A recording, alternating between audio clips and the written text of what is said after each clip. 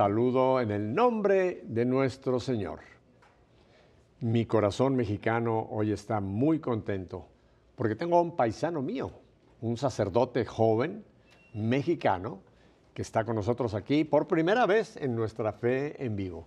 El padre Martín Rodríguez. Padre Martín Rodríguez, gracias por estar con nosotros aquí en su programa, Nuestra Fe en Vivo. Wow, mi programa. Muchísimas gracias por la invitación. Bueno, porque usted es mi invitado. Muchísimas gracias. A mí la gente ya me dicen hasta el cansancio de verte, Pepe. Lo que quieren es oír de usted, de alguien que viene fresco a compartirnos.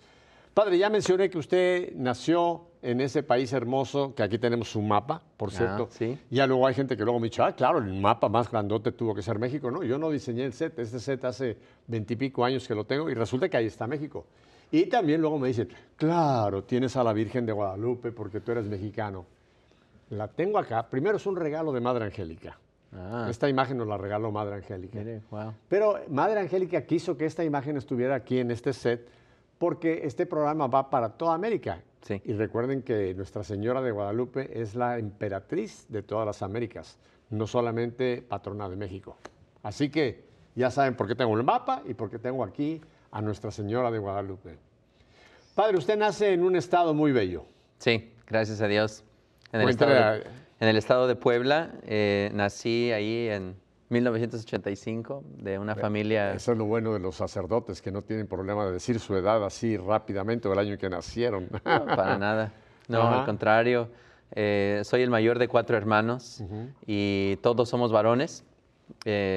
Soy el único dentro de la familia que soy sacerdote. 4 varones, ¿usted es el mayor? Sí, yo soy el mayor, así es. ¿Y sus papis están todavía con nosotros? Sí, todavía, gracias a Dios, sí. ¿Cómo se llaman ellos? Mi papá se llama Martín, por lo cual yo también me llamo Martín. Y mi mamá se llama Ninfa. Ninfa, sí, qué bien. Sí. ¿Y ven EWTN? Sí, mi mamá sobre todo. Mi papá no tanto. En Facebook de repente sí se pone a ver ahí algunos videos. Bueno, pero cuando él sepa que Martín, el padre Martín va a estar en EWTN, seguramente lo va a seguir. Así que le mando un saludo muy grande, señor Martín. Gracias por tener un hijo sacerdote.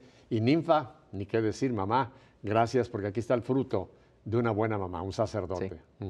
Sí, la verdad que sí, ha sido un esfuerzo de mis papás, realmente de formarnos, de darnos una educación católica. Yo fui a una escuela católica hasta lo que conocemos aquí como el 7º grado. ¿En México? En México, sí, en México. Déjeme volver solamente al punto. ¿Sabe usted dónde está Puebla? Hay mucha gente que quizá no conoce México, ¿no? Y la gente que piensa que todo es distrito, bueno, Ciudad de México. No, hay ciudades bellísimas en México, muy coloniales.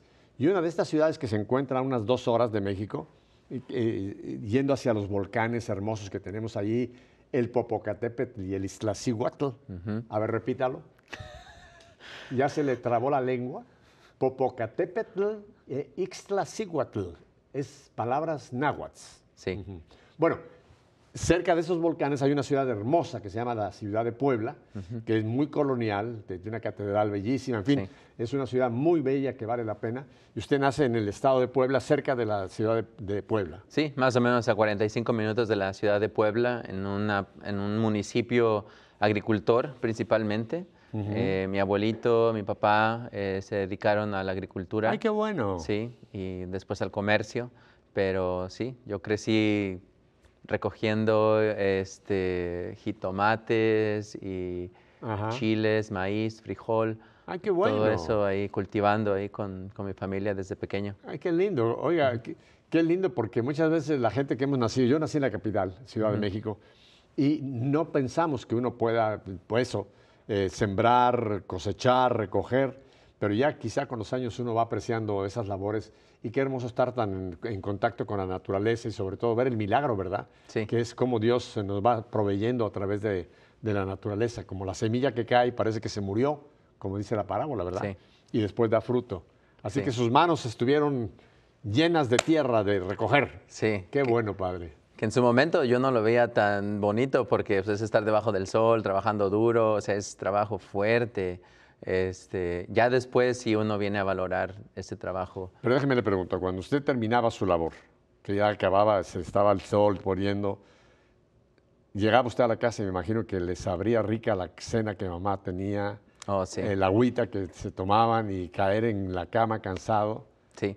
Lo que más me gustaba era cuando mi mamá o mi abuelita iban al campo, como a la mitad del día, para llevar el almuerzo. Ah, Entonces era un descanso, como digo, del sol y todo eso. Nos vamos a una sombrita por ahí de los árboles y a comer de lo que las tortillas recién hechas, ahí, aunque eran frijoles, queso y salsa, pero riquísimo, un descanso a la mitad del día, ajá. Ay, qué fenomenal. lindo, Sí. ver a mamá y abuelita llegar con el almuerzo. Sí, Ajá, sí, sí, ajá. mientras mis hermanos o mi papá, mi abuelito, mis primos y otras personas trabajando ahí. ¿A qué hora se acostaba usted? Pues relativamente temprano, la verdad no me acuerdo a qué hora, pero sí, yo creo, no sé, 8 o 9 de la noche, no sé, Cuando el por sol ahí ya se así. había puesto, que ya no Sí, había más que hacer. sí, Y levantarse con la salida del sol. temprano, sí, temprano para aprovechar que no hiciera tanto calor, que estuviera fresquecita la mañana para comenzar. Ese es el horario que Dios puso, por eso con su sabiduría nos dejó la noche y el día. Y realmente nosotros como seres humanos, el trabajo óptimo nuestro es de la salida del sol al crepúsculo. Así Son es. las horas que Dios dispuso para nosotros. ¿Cómo hemos cambiado los horarios, Padre? No, sí, ahora nos desvelamos un ¿Cómo? montón. No nos desvelamos o tenemos horarios raros, hay gente que duerme a mediodía, en fin, hemos hecho un desastre de los horarios, pero qué bueno que usted nos recuerda estos horarios del campesino, tan naturales, pero tan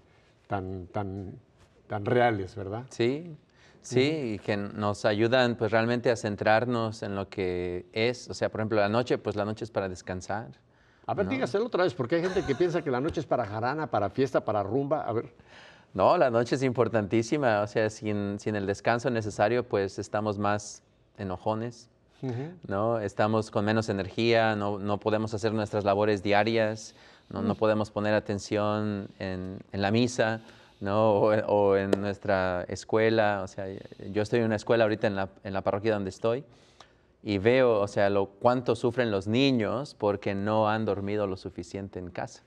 óiganlo, papás, pongan atención a lo que les está diciendo un maestro, la poca eficacia que pueden tener los niños si no tienen un descanso como tiene que ser un descanso normal. Ajá. Sí, y a veces los papás, o sea, quieren pues consentir a los niños y dicen, oh, sí, que se vaya a dormir un poquito más tarde hoy, etcétera, etcétera. Pero en realidad le termina afectando en la escuela porque están pues dormidos. ¿Saben? En México, nosotros fuimos 6 hermanos. Yo soy el mayor y después vinieron 2 más, pero 6 fueron de un jalón. Wow. Yo tenía 6, 5, 4, 3, 2. Bueno, yo me recuerdo, padre, allá en Ciudad de México, siendo yo un niño de 4, 5, 6, 7, 8 años, a las 8 de la noche era la hora de ir a la cama. Y no era optativo. A las 8 de la noche, todos los niños a la cama. Y venía mamá a cada camita a orar con nosotros, pero qué rico dormíamos. Sí. Qué rico dormíamos con esa bendición de mamá y llevando una vida ordenada de horario. Así que entonces el campo le dejó a usted un buen recuerdo, su trabajo. Creo que me enseñó a trabajar mucho, o sea, a trabajar. Y curiosamente mi papá también me decía que estudiara, ¿no? Que le echara ganas a la escuela, todo esto, porque él durante su niñez cuidaba pues un rebaño, ¿no? O sea, era pastor también, aparte de ser agricultor, iba y cuidaba ahí los chivos y las ovejas, lo que hubiera, ¿no? Y entonces mi papá me decía siempre que le echara ganas a la escuela para que pues no terminara siendo un pastor. Y cómo es el sentido del amor del Señor, que terminé de todos modos siendo Un pastor, pero era pastor ¿no? de almas. Ajá, un pastor de almas. Ahora tiene usted más ovejas que las que tuvo papá. Sí, así es. Sí, sí, sí. Ajá. Y padre, entonces, de esta su experiencia de su niñez en Puebla, ¿cuánto tiempo usted vive en Puebla antes del cambio que después vamos a hablar hacia los Estados Unidos? Sí. En Puebla viví hasta cuando tenía 17 años. Me faltaba un año para terminar la escuela preparatoria o el bachillerato. Aquí le dicen high school. Estaba un año por terminar. Me iba a graduar con una carrera técnica corta de contaduría, que eso era lo que me apasionaba en ese momento, me gustaba, era bueno para eso. Y en ese momento mi mamá dice, no, nos tenemos que ir a los Estados Unidos con tu papá y tus hermanos. Y pues yo estaba súper contento, la verdad, de venir a Estados Unidos. Ajá. Yo estaba en esa edad, ¿no? Que quería conocer, que quería salir. O sea, uno de mis sueños de pequeño era salir de mi pueblo. O sea, no necesariamente dejar o abandonar a mi pueblo, sino viajar.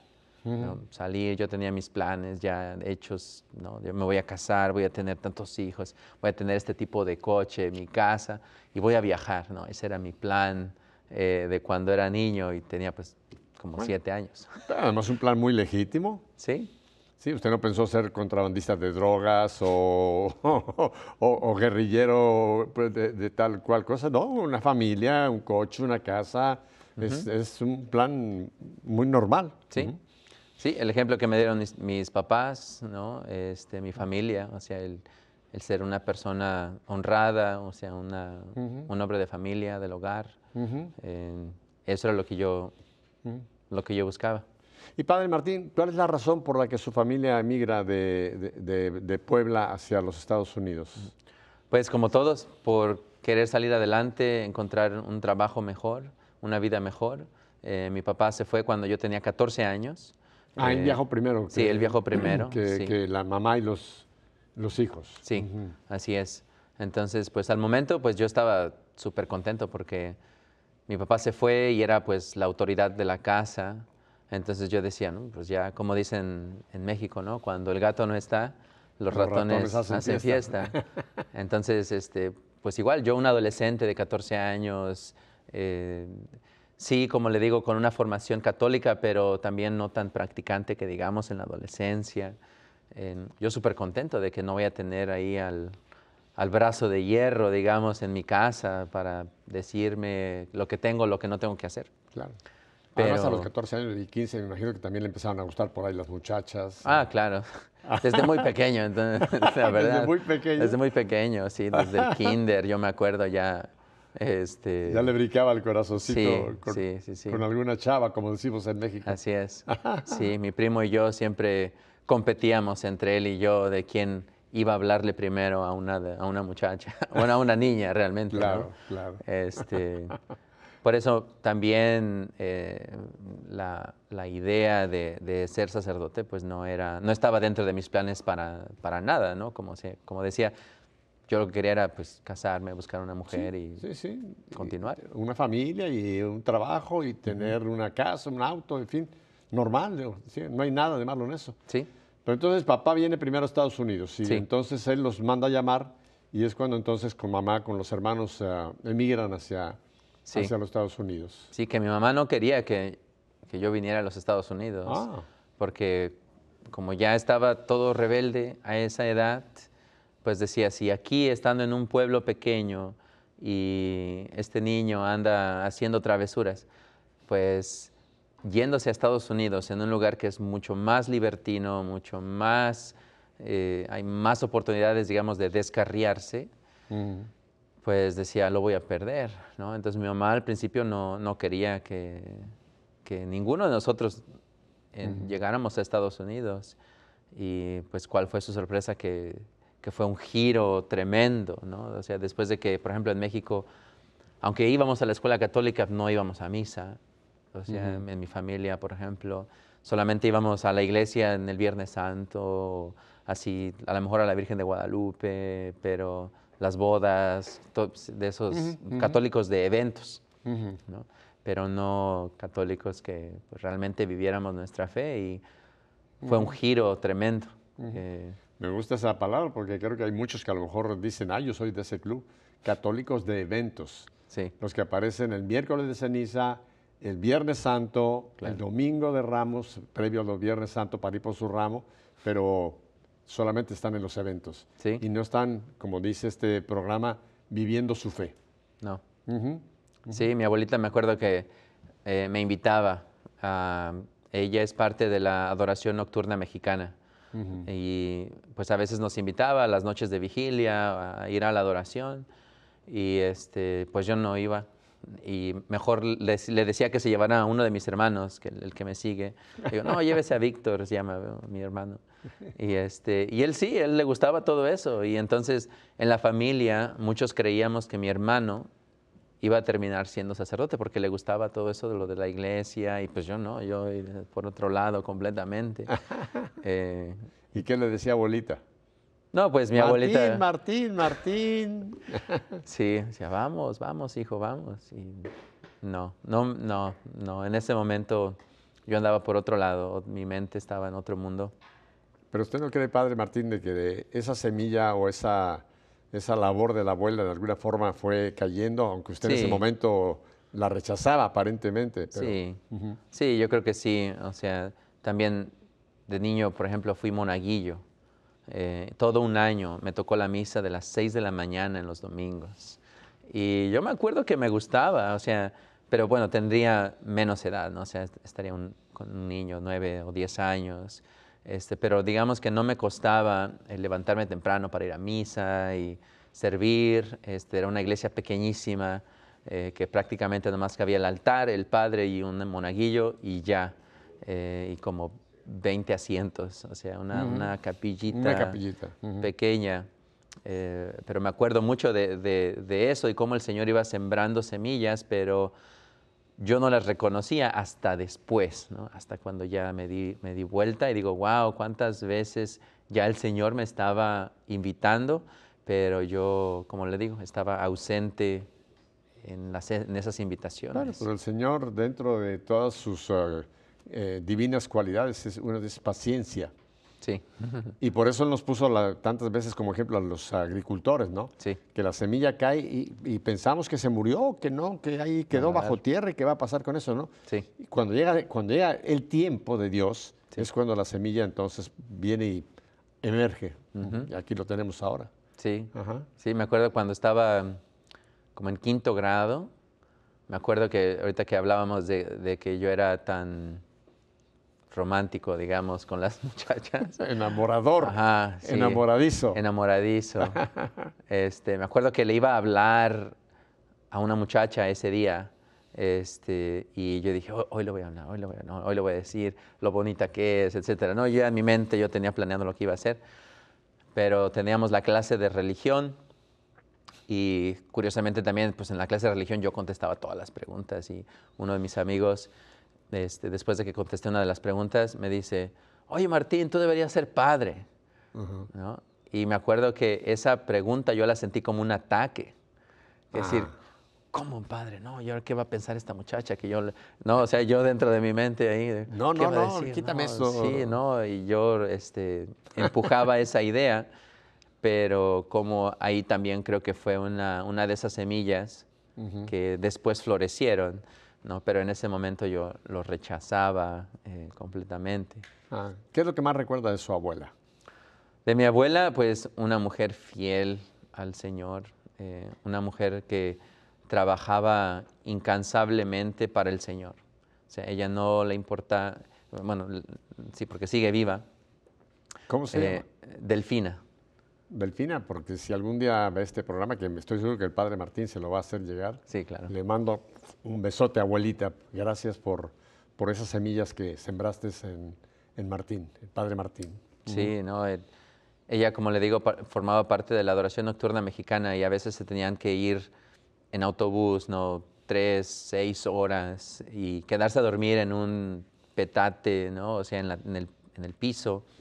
Y a veces ella estaba enferma o con fiebre y le decíamos, o alguien más le decía, no vaya, mejor quédese, descanse. Y decía, no, porque voy con el mejor médico. Decía, y se iba. Y pues a nuestro parecer a veces la veíamos imprudente al decir, ¿cómo se va a ir así, enferma? Pero como era Dios que digamos que la cuidaba, la protegía y regresaba bien. O sea, se iba enferma y regresaba bien. Nunca mintió, fue con el gran médico. Sí. Sí, ¿A cuántas almas sanó Dios? Sí. nos sana no solamente físicamente, sino espiritualmente también. Es el gran médico, o sea, su abuela estaba diciendo la verdad. Sí, no, sí. Ajá. Y de cómo, por ejemplo, siempre inculcó en nosotros la devoción a la Eucaristía, ¿no? Cada vez que pasáramos por una iglesia católica, ella nos enseñaba a persignarnos, ¿no? A reconocer que había alguien dentro de la iglesia, ¿no? Que la capilla no estaba sola, no era un edificio vacío, sino Cristo estaba ahí. Entonces, de detenernos, ¿no? Los señores, por ejemplo, me acuerdo a mi abuelito, los señores que utilizaban sombrero se descubrían la cabeza al pasar enfrente de la capilla. ¿No? Y es una práctica que todavía mantengo hasta ahora. Cada vez que paso por una iglesia católica, ¿no? Que sé que está resguardado ahí el Señor, detenerme y hacer la señal de la cruz, que es una fe tremenda, ¿no? de los abuelos. Padre, y cuando hacen ya entonces este tránsito a Estados Unidos, llegan ustedes no a una zona de gran presencia hispana como es California o Texas o Arizona, sino van ustedes hacia el norte, hacia una ciudad que quizá usted la conoce por las famosas carreras de autos, Indianápolis. Sí. ¿Cómo es que llegan a Indianápolis? Pues, como le digo, mi papá fue ahí donde él llegó por medio de mi tío, y ahí sí, yo escuchaba en los comerciales en México que regalaban viajes a Indianápolis, ¿no? De destapar sodas, ¿no? Y si en una de esas corcholatas una tapa decía, te ganaste un viaje a Indianápolis, ¿no? A las carreras de las 500 millas. Sí, solamente por eso lo conocía, pero pues mi papá estaba ahí y ya habían pasado 3 años que no lo veía. Entonces, pues decidió, bueno, mi mamá realmente fue la que decidió, porque como muchos, mi papá decía, solamente me voy por un año. Y pues ese año se hizo 2 y luego 3, y ya mi mamá dijo, o vienes o vamos.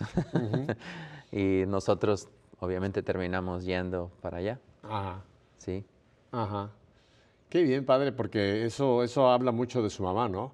Ella no quería, aunque el papá seguramente enviaba dinero para allá, no era lo que ella necesitaba. Ella necesitaba tener un padre para sus hijos y un marido para ella, que era lo más importante. Así que qué gran ejemplo de su mamá, ¿verdad? Sí, la presencia del papá en la familia, o sea, es importantísimo. Y para nosotros también, yo creo que mi mamá también sentía como que, pues, en ese entonces yo tenía 16, 17 años, y como que sentía que ya me le estaba saliendo de las manos. Mi hermano en ese momento tiene 1 año menos que yo y también está en la adolescencia. Y tengo 2 hermanos menores que pues ellos todavía son niños, ¿no? Estaban chiquitos, como que todavía tiene más control sobre ellos, pero sí, se necesita del equipo de la mamá y del papá para guardar la disciplina, para enseñar valores. Oiga esa palabra que usó el padre Martín, se necesita del equipo, porque tienen que trabajar en la crianza, en la educación de los hijos y de las hijas, no solamente de los varones.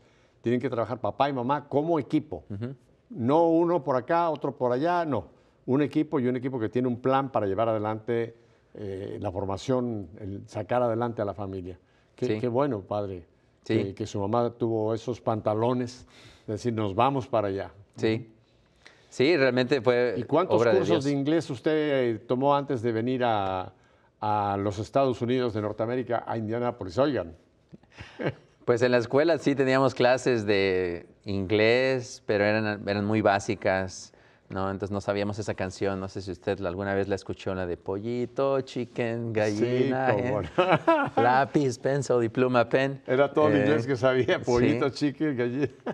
Súper famosa esa, pero obviamente con esa canción no iba a poder comunicarme aquí en los Estados Unidos. Sí, cuando le hablaba un norteamericano, usted no le podía contestar pollito, chicken, gallina. O cuando iba a ordenar algo en el restaurante. Pollito, bueno, ahí sí a lo mejor pollito, chicken, ¿no? Sí, así. Ya por lo menos tenía usted un plato para elegir. Así es. Chicken, exacto. Comería chicken todo el año. Así es, sí. Entonces, pues no, pues fue difícil también eso, el llegar a la escuela y... Un cambio muy fuerte. Sí, no... Un cambio de todo, de clima, de cultura, de lengua, en fin, es un cambio muy, muy, muy fuerte. Sí, Sí, realmente Dios me sacó de lo que yo conocía, ¿no? Y me trajo a un lugar que no conocía, ¿no? Así como, pues, a cuántas personas no ha hecho el Señor eso, ¿no? En el Antiguo vamos a empezar Testamento, por ¿no? Abraham Sí. y hay en la Biblia infinidad de casos, ¿no? Que Así Dios es. los llevó a Moisés, etcétera. Ajá. Sí, y así con nuestra familia también. Y como le digo, para ese cambio para nosotros, pues fue bastante bueno, porque primero, pues la familia Se se reunió. unió, ¿no? Eso fue, me acuerdo mucho que llegamos al apartamento donde ya mi papá había rentado y él se fue por las compras. Era como el segundo o tercer día que estábamos ahí. Él llegó y nos encontró a todos en el comedor y me dijo, ahora sí, esto se ve como un hogar, ¿no? Cuando estábamos todos ahí reunidos para desayunar. Qué frase tan bonita, ¿verdad? Sí, pues sí, porque yo creo que no ha de ser fácil el estar viviendo solo por bastante tiempo, separado de la familia, ¿no? Estando queriendo estar con la familia, pero no pudiendo estar con la familia por tener que trabajar de este lado, etcétera, ¿no? Pero sí, era un cambio bien fuerte, padre, porque su papá ya tenía trabajo, pero venían ustedes, sobre todo los dos mayores que ya eran adolescentes, que vamos a estudiar, cómo vamos a estudiar si no hablamos inglés, más que Claro. pollito, chicken, gallina. Entonces era un tiempo, me imagino, difícil de Sí. un ajuste, más que reajuste, un ajuste a algo totalmente nuevo. Claro. Sí, originalmente yo no venía a estudiar tampoco, o sea, yo ya me había resignado, digamos, a que no iba a terminar la preparatoria y que venía a trabajar, pero resultó que pues no encontré trabajo como por, no sé, 2 meses o algo así, y mi papá dijo, no, pues mejor entra, ya total nada más te queda 1 año, entra y pues ya tienes la preparatoria terminada y a lo mejor puedes encontrar un trabajo por las tardes y estudias y trabajas. Y exactamente fue lo que pasó. Entré a la escuela y casi luego encontré trabajo en un restaurante volteando hamburguesas. ¿En la cocina? En la cocina, sí. Y lo que hace usted, le daba la vuelta a la hamburguesa Así sobre es, la sí, parrilla. preparando hamburguesas. Ajá. Ahí, que también me gustó, o sea, me gustó ese ambiente de trabajo. Estoy agradecido con esa oportunidad de conocer también lo que es trabajar en Estados Unidos, en un área donde muchos paisanos, muchos latinos trabajan también, ¿no? En el área de restaurantes. Poníamos nuestra música ahí para bailar y todo. Sí, echándole de las hamburguesas Sí, la sí, vuelta, sí. ponían su música mexicana. Sí, música mexicana, sí. Y no me diga que se comían una hamburguesa con una tortilla. Sacaba usted por ahí una tortilla y se hacía un taco de hamburguesa. Ganas no nos faltaban. Nos faltaban las tortillas. Ajá. Oiga, yo no sé por usted, yo sé que nos ve mucha gente en Centroamérica sobre todo, que se usa también la tortilla, pero para nosotros los mexicanos la tortilla es muy especial. Sí. Aún en comida ya, digamos, de alta cocina, la tortilla es parte de nuestra dieta. Bueno, es prehispánica, viene desde el tiempo de nuestras tribus prehispánicas. Claro. Sí. Así que trabajaba y estudiaba. Sí. ¿Y cómo se las arregló con el inglés en la escuela? Si usted todavía recién... ¿Cómo? ¿Ahí aprendió el inglés? ¿Ahí fue que empezó usted a aprender el inglés en la escuela? Sí, ahí empecé también a ir a una escuela, bueno, la escuela donde estaba tenían un programa de inglés como segunda lengua. Oh, qué bueno. Entonces teníamos tutores que nos ayudaban a hacer las tareas. También Dios me concedió una buena memoria, entonces desde muy pequeño yo aprendí a memorizarme capítulos completos. Entonces yo hacía cuestionarios y para el examen, por ejemplo, si el examen decía, el examen va a ser del capítulo del 3 al 5, yo hacía cuestionarios y me aplicaba a aprenderme pregunta por pregunta, respuesta por respuesta. Qué bueno, padre. Vamos a continuar porque ahora vamos a llegar a la etapa cuando el Señor ya le da este llamado y ya, bueno, ya se lo había dado, pero cuando el padre ya empieza a captar que Dios lo llama a algo diferente que la contabilidad o que voltear hamburguesas en un restaurante. Quédese con nosotros. El padre Martín y yo volvemos con ustedes en un momento. Ponga atención a estos mensajes. Muy bien, padre.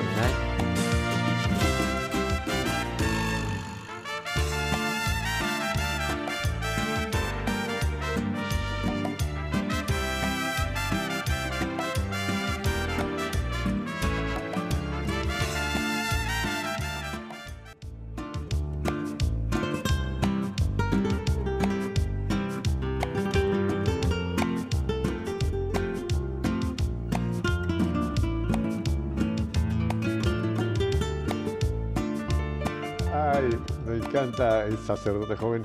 Usted tiene 34 años. 33, voy a cumplir 34 en agosto. Sí, pues estoy echando cuenta, si usted nació en Sí. 85, estamos 19, entonces estoy echando sacerdote joven. Sí. Ahora va a hablar cuánto tiempo tiene de ordenado. Pero me encantó porque ahora que oyen ustedes esta cortina, esta música que parece muy de la quebradita, ¿verdad? Me decía el padre, dice, esta música está como para bailar. Me encanta, padre, qué bueno. Que un sacerdote lo diga y es muy normal, muy natural, ¿no? Sí, bailar. Claro. David bailaba. Seguro, Para el seguro, Señor. sí. Y en el cielo, ¿qué cree? ¿Que vamos a estar sentados con cara así de compungidos? No, vamos a estar felices, alabando a Dios, moviéndonos, bailando. Va a ser Sí. una fiesta Claro. la que vamos a tener allá en el cielo. Claro, y la alegría es muy atractiva para evangelizar. Claro, claro, Sin- claro. Sin, padre. alegría no se puede evangelizar, ¿no? El ejemplo de los discípulos de Maús, por ejemplo. Un santo triste es un triste santo. Sí, Y yo no creo que ningún santo que tuvo impacto con la gente fue un santo que andaba con cara de funeral, aunque a veces en la pintura religiosa nos presentan a los santos como en eso, como con cara de funeral. No, Dios mío. Santa Rosa de Lima, San Martín de Porres, eran gente normal, Sí. llena de la alegría, del gozo del Señor, dice San Pablo. claro. San Pablo dice, alégrese todo el tiempo en el Señor. Sí, No he oído nunca que diga, estén tristes como... Bueno, padre, usted lo tiene en la cara, esa sonrisa me gusta mucho. gracias. Entonces llega ya, está usted estudiando, está usted trabajando. Y ahora me gustaría, ¿cuándo usted empieza realmente a oír ya más profundamente el llamado del Señor hacia una vida de consagrar su vida al Señor? Pues todo esto sucede en la parroquia en la cual mi primo estaba ayudando y sirviendo en el grupo de jóvenes. Ah, ya había un primo Sí. que ya estaba establecido, ya tenía Sí. una parroquia. Sí, Ah. de hecho, cuando yo todavía estaba en México, él me decía, no, yo estoy pensando en ser sacerdote y estoy muy involucrado aquí. Y yo me acuerdo por el teléfono, ¿no? Pensando, "Oye, este muchacho, ¿qué le pasó? Está loco, ¿no? Porque es un... Me lo echaron a perder allá los Sí, gringos. es un año más que está comiendo este muchacho. Y fue por él realmente que me empezó a jalar hacia la parroquia, de decir, oye, vamos a misa, nos quedamos al grupo, después del grupo hay comida, y dije, pues, no digas más, ¿no? O sea, Hay muchachas. hay muchachas. Sí, también esa fue parte de mi pensar, ¿no? Decir, bueno, pues voy a ir al grupo, a lo mejor y encuentro a alguien ahí en el grupo de jóvenes, ¿no? O sea, lo que un Claro. muchacho de 17, 18 años pensaría. Claro, claro, normal. ¿no? Entonces, por ahí el Señor ya me lanzaba un anzuelo, ¿no? Algo que yo siempre digo es que Dios me llamó por medio de la comida, porque cuando el padre de la parroquia donde asistíamos dijo, ¿saben qué? Quiero que todos los jóvenes vengan a estas cenas vocacionales que voy a hacer, yo voy a cocinar, vamos a rezar, vamos a hablar aquí de las vocaciones. Y pues en ese momento yo decía, pues las vocaciones, ¿qué son las vocaciones? Pero lo que sí sabía era que había comida, ¿no? Y había convivencia. Ajá. Entonces pues yo iba principalmente por eso, por convivir con el resto del grupo de jóvenes y pasar un buen rato. Pero también ahí estaba ya el Señor diciendo, ¿y qué pasaría si fuera sacerdote?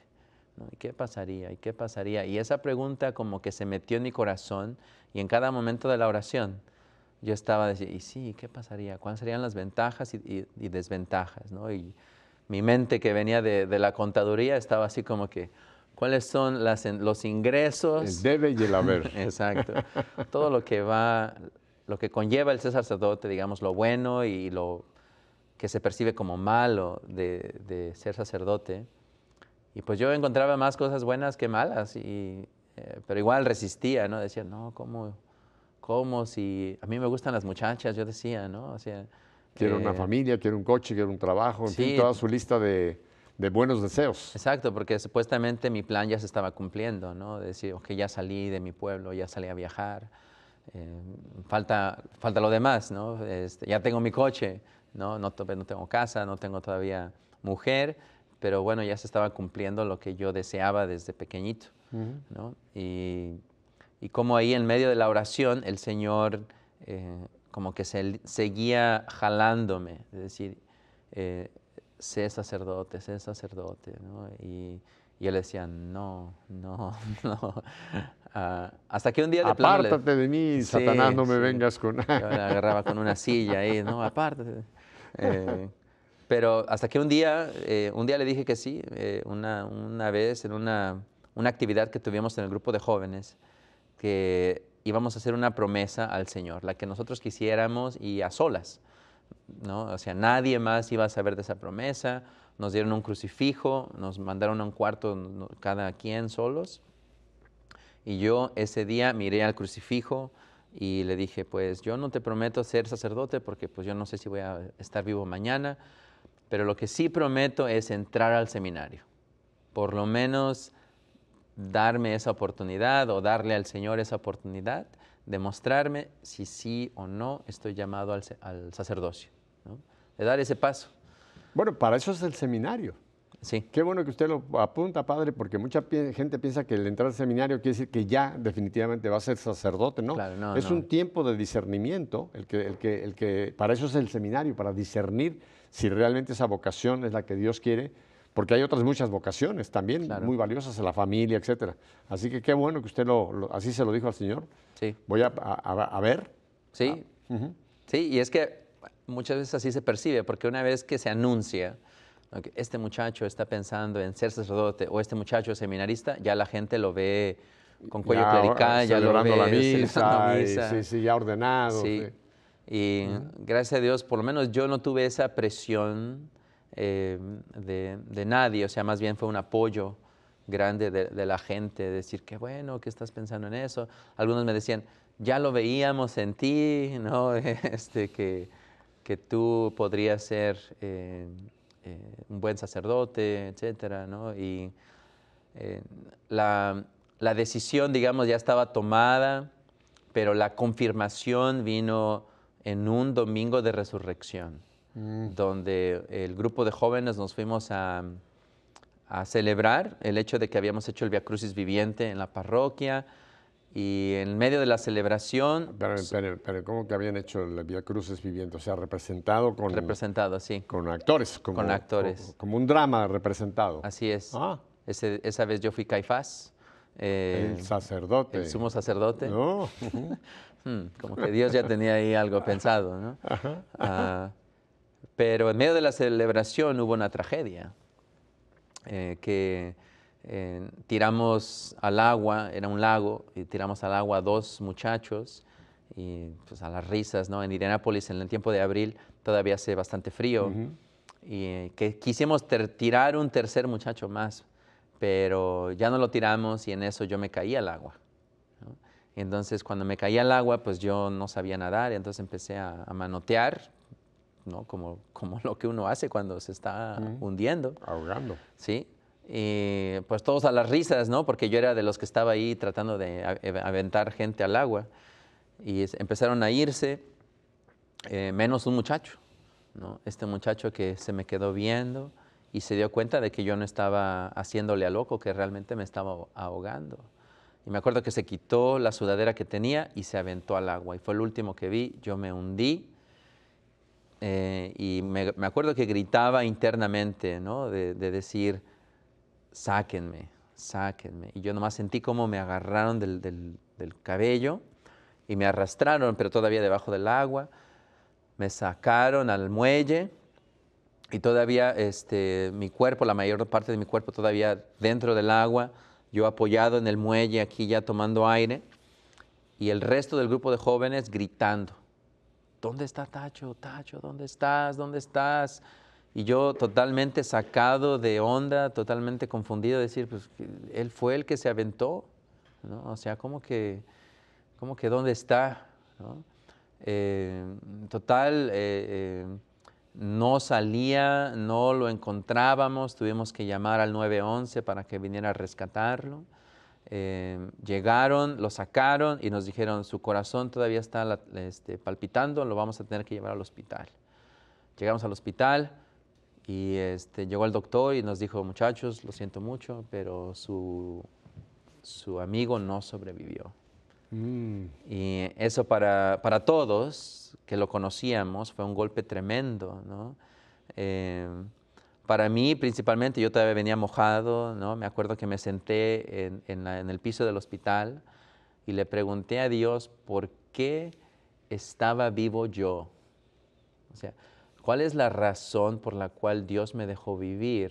O sea, yo no le pregunté, ¿por qué te lo llevaste? ¿Por qué, no sé, nos estás castigando de esta manera? O sea, me cuestionó a mí por qué estaba vivo, ¿no? ¿Cuál es esta razón para dejarme sobrevivir?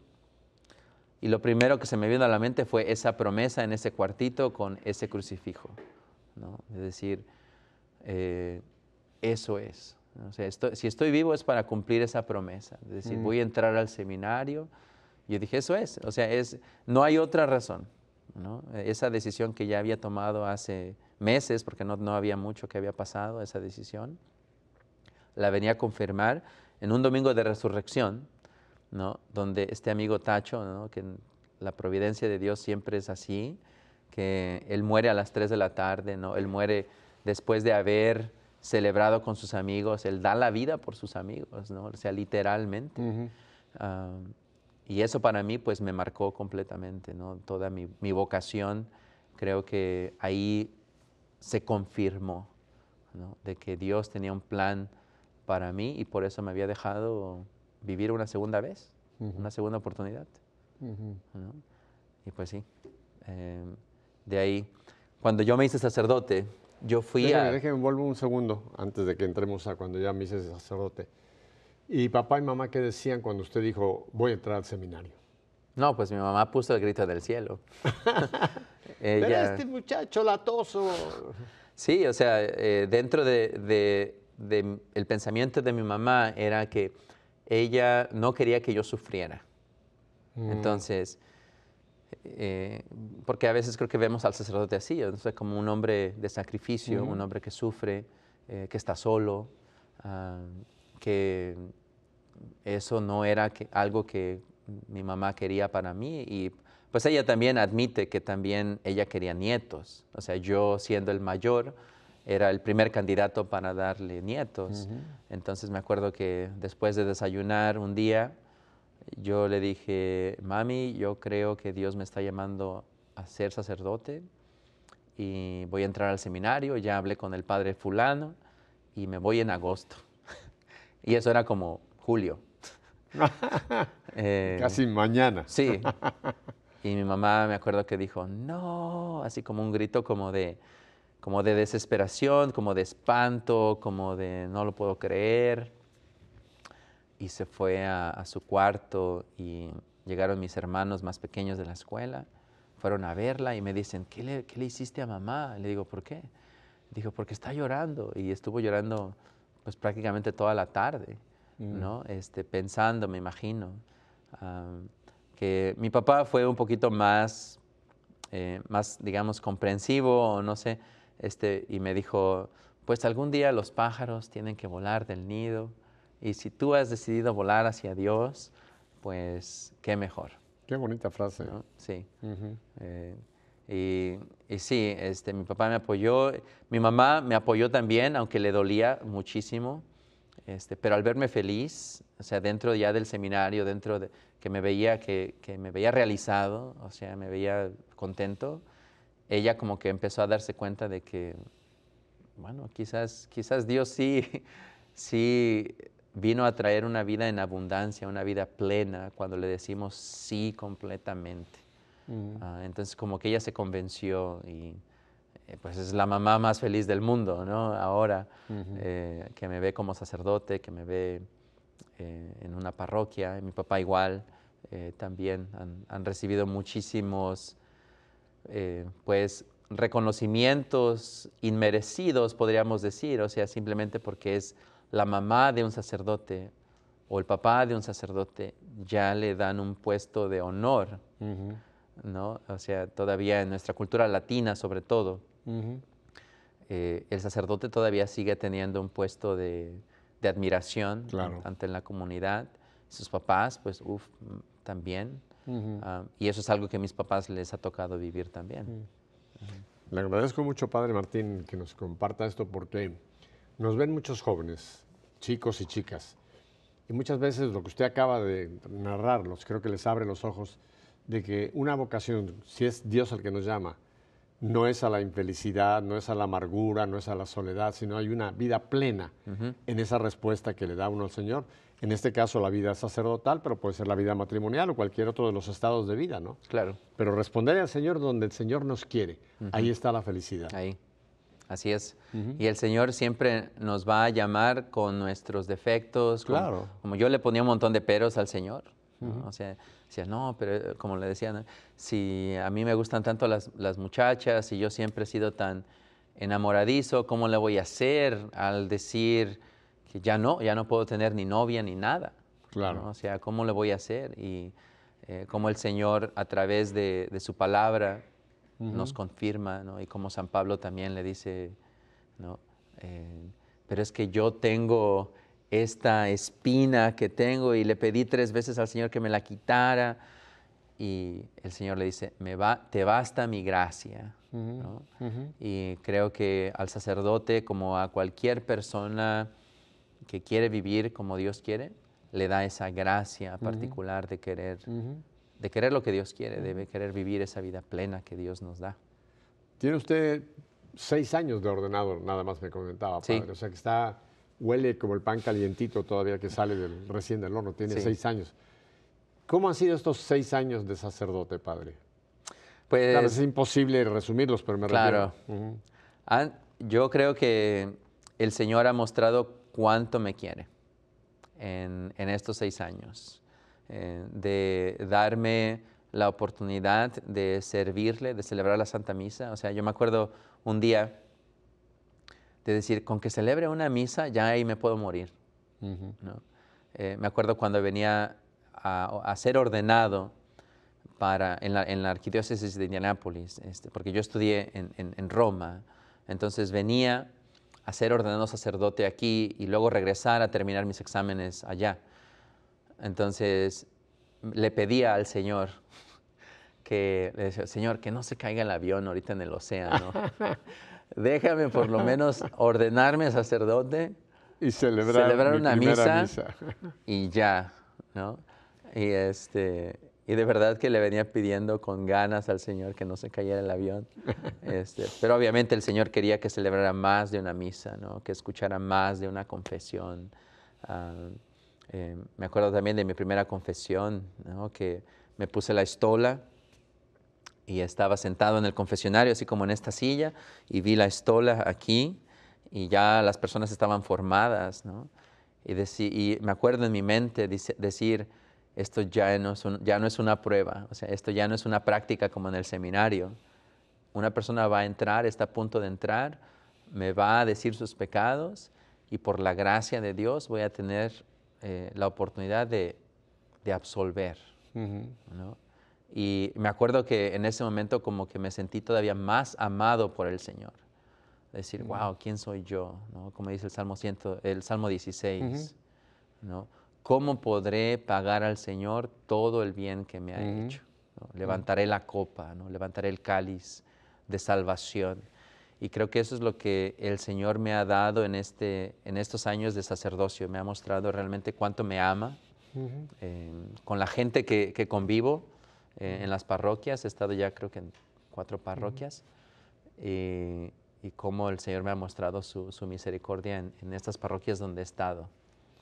Desde el principio de la entrevista hemos tenido acá este instrumento que seguramente ustedes lo han visto y van a decir, pero qué adorno tiene Pepe Alonso allá, esta no es una banderita, No. ni es una cruz, es una cámara, y se las quise mostrar porque el Padre está con gran sabiduría usando los medios actuales de comunicación, el YouTube, o sea, todo lo que es la web, para a través de estos instrumentos llevar el mensaje del Señor. Cuéntenos, Padre, ¿cómo es que se le inspiró también, aparte de su trabajo como sacerdote en una parroquia, concretamente con la vida sacramental, pero cómo entró usted ahora también a los medios de comunicación? Y yo lo he visto que usted toma continuamente películas o imágenes y luego las transmite con mensaje. Así es. Sí, pues todo comenzó en el seminario. Cuando yo practicaba predicar, yo me grababa. Porque quería ver cuánto movía mis manos, cuánto movía mi cabeza, si caminaba demasiado. Entonces, yo dije, pues, ¿por qué no poner esto a la disponibilidad de la gente, ¿no? Ya cuando sacerdote, yo me di cuenta en mí mismo de que a mí me gustaba más ver una homilía que escuchar una homilía, ¿no? Entonces había muchos audios de homilías, etcétera, pero como que una imagen transmite mucho más. Y de ahí dije, pues, ¿por qué no poner con anticipación las homilías que voy a predicar el domingo, pero en los medios de comunicación actuales, ¿no? En las redes sociales? Y de ahí comenzó, y gracias a Dios, pues la gente también le ha gustado este proyecto de grabarme, y pues es un aspecto de creatividad también ahí para mí, de Pero idear. fíjese que usted es un copión, Sí. con todo mi respeto. Sí. En México usamos esto. ¿Por qué? Dios usó ese mismo método. Sí. Hay una frase que me encanta que está en el Evangelio de San Juan, dice, el verbo se hizo carne. O sea, el verbo, la palabra de Dios, se encarnó. Claro. Porque para nosotros los humanos es muy importante los 5 sentidos que Dios nos dio, especialmente no solamente el del oído, sino poder combinar los sentidos. Y en este caso es el verbo se hizo carne, o sea, usted lleva a carne lo que usted quiere transmitir. O sea que por eso le digo que Dios tuvo ese original método de hacer que su hijo fuera el verbo hecho carne. Dios siempre tiene las mejores ideas. Sí, sí, así es. ¿Y está usted en YouTube? Estoy en YouTube, en Facebook, también en Instagram, también, que esa es mi meta, ¿no? El poder meterme ahí donde hay muchísima gente. Ahora están en pantalla, pero lo voy a leer tenemos mucha gente que nos sigue por Radio Católica Mundial que no tiene la pantalla, para que lo sigan. Por ejemplo, en Facebook, usted pone Padre Martín Rodríguez. Sí. Y ya, pum, entra a la página de Facebook. Así es. Al Instagram es @Padrecito Martín. Sí. Me gusta. El Instagram es Padrecito Martín. Y luego este es el YouTube. En YouTube. El YouTube es Padrecito Martín, en También, YouTube. sí. Ajá. Y ahí pueden encontrar todo este material que usted ha preparado. ¿Qué es lo que usted presenta ahí? Homilías, consejos, imágenes que usted ve por un lado y las transmite. Sí. Principalmente en YouTube y en Facebook son homilías, ¿no? Y en Instagram es como que el detrás de cámaras de un sacerdote. Ah, qué interesante. Entonces es lo que yo hago, digamos, día con día. De repente sí pongo ahí una homilía o algo así, pero generalmente es como la gente dice siempre, ¿no? ¿Qué hacen los padres todo el tiempo? Ah, entonces por eso cuando nos encontramos en el aeropuerto de Atlanta esta mañana, el padre lo primero que hizo fue sacó su cámara y nos tomamos una foto para poner, Sí. O sea, lo que el padre está haciendo, viajando, yendo hacia Birmingham, Alabama, hacia EWTN. Así es.